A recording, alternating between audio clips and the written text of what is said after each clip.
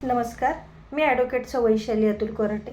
आज आपण section 125 CRPC म्हणजे काय त्याबद्दल आपण आज बोलणार आहोत। जर एखादी व्यक्ती स्वतःचा उदरनिर्वाह करू शकत नसेल म्हणजे बायको आणि जबाबदार व्यक्ती रुपये देत नसेल तर कोर्ट पोटगी देण्याचा आदेश देऊ शकतो।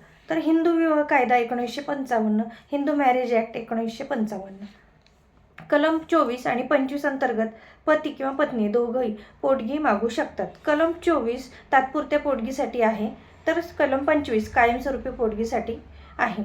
फौजदारी प्रक्रिया संहिता 1973, CRPC 1973, कलम 125 अंतर्गत पत्नीही मुलांसाठी उदरनिर्वाहासाठी मागणीही करू शकते। हे कलम घटस्फोट झाला नसतानाही लागू होतो। सेक्शन 125 अंतर्गत पोटगी कोणाला मिळते तर पत्नी ही मागू शकते। कायदेशीर विवाह झालेली पत्नी मागू शकते, वेगळी राहत असली तरी देखील तिला द्यावा लागतो पोटगी। घटस्फोट झालेली पत्नी जोपर्यंत ती पुन्हा लग्न करत नाही तोपर्यंत ती पोटगी मागू शकते।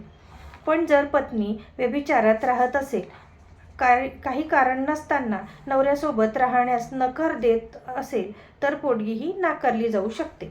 मुले, अल्पवयीन मुलगा किंवा मुलगी यांना पोटगी मिळू शकते। प्रौढ व्यक्ती असतील पण अपंग असतील मुलगा किंवा मुलगी त्यांनाही मिळू शकते। शिक्षणासाठी अवलंबून असलेली मुलगी हिला देखील पोटगी ही वडिलांकडून मिळू शकते। मुलांच्या बाबतीत वडिलांची जबाबदारी ही अनिवार्य असते। आता आई आणि वडील म्हणजे पॅरेंट्स वृद्ध असतील तर स्वतः कमावू शकत नाहीत अशा आई वडिलांना ही द्यावं लागतं त्या मुलाला। मुलगा आणि मुलगी दोघांवरही जबाबदारी येऊ शकते। पोटगी कोण देतो? ज्याच्याकडे उत्पन्न आहे, जो कायदेशीर जबाबदार आहे तो व्यक्ती पोटगीही देऊ शकतो। उदाहरणार्थ नवरा किंवा पत्नी व मुलांना देऊ शकतो। मुलगा आणि मुलगी आणि आई वडिलांना दोघांनाही पोटगी किती रक्कम मिळते हा प्रश्न सगळ्यात महत्त्वाचा आणि जास्त प्रमाणात विचारला जाणारा आहे।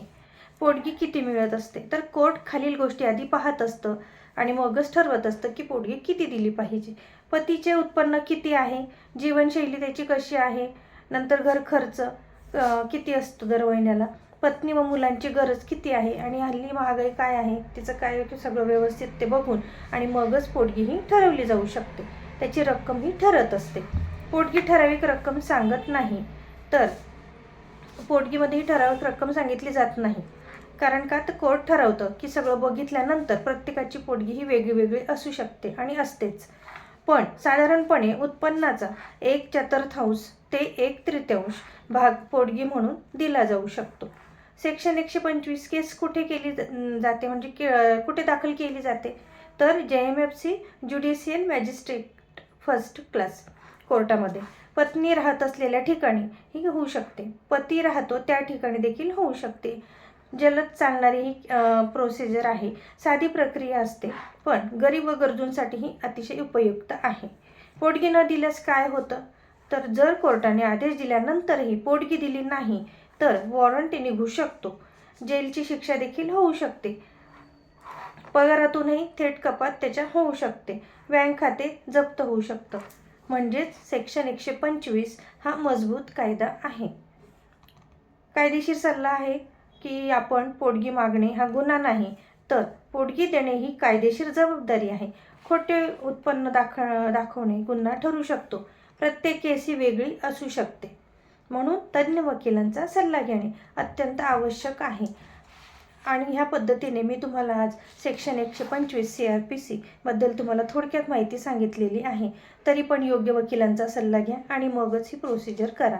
धन्यवाद। आपल्याला हा व्हिडिओ कसा वाटला नक्की सांगा आणि सबस्क्राईब करा।